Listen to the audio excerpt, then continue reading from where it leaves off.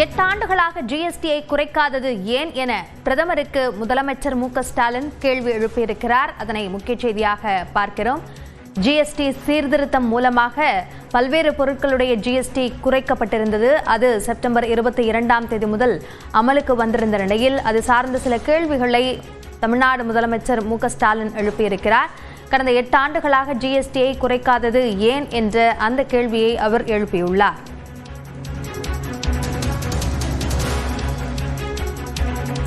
8 ஆண்டுகளுக்கு முன்பே வரியை குறைத்திருந்தால் இந்திய குடும்பங்கள் இன்னும் சேமித்திருக்கலாமே என்ற கேள்வியையும் முதலமைச்சர் எழுப்பியுள்ளார். இது தொடர்பான கூடுதல் விவரங்களை நம்முடைய சிறப்பு செய்தியாளர் கோகுலிடம் கேட்கலாம். கோகுல், முதலமைச்சர் என்னென்ன கேள்விகளை முன்வைத்திருக்கிறார்?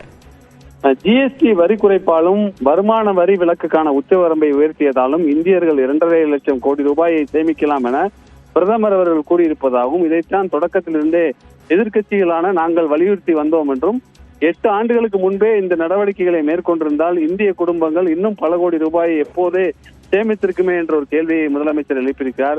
தற்போது அறிவிக்கப்பட்டுள்ள வரி குறைப்பில் சரிபாதி அளவு மாநில அரசுகளின் பங்கில் இருந்துதான் செய்யப்படுகிறது என்றும், இந்த உண்மையை மத்திய அரசு மறைப்பதாலும் பாராட்ட மறுப்பதாலும் இதனை சுட்டிக்காட்ட வேண்டியது எனது கடமை என்பதையும் முதலமைச்சர் குறிப்பிட்டிருக்கார்.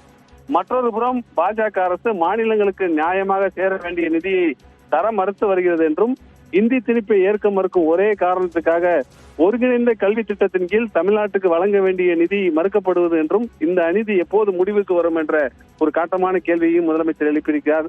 தங்கள் உரிமைகளை பாதுகாத்து தம் மக்களுக்காக முன்னிருக்கும் மாநில அரசுகளை தண்டிப்பதன் வழியாக இந்தியா வளர்ச்சி பெற முடியாது என்றும், கூட்டாட்சி கருத்தியலுக்கு மதிப்பளியுங்கள் என்றும், உரிய நிதியை விடுவியுங்கள் என்றும், மக்களுக்கு நியாயமாக தந்து அவர்களை பயனடைய விடுங்கள் என்ற ஒரு கேள்வியையும் முதலமைச்சர் இந்த எக்ஸலத்தில் பதிவின் மூலம் குறிப்பிட்டிருக்கார்.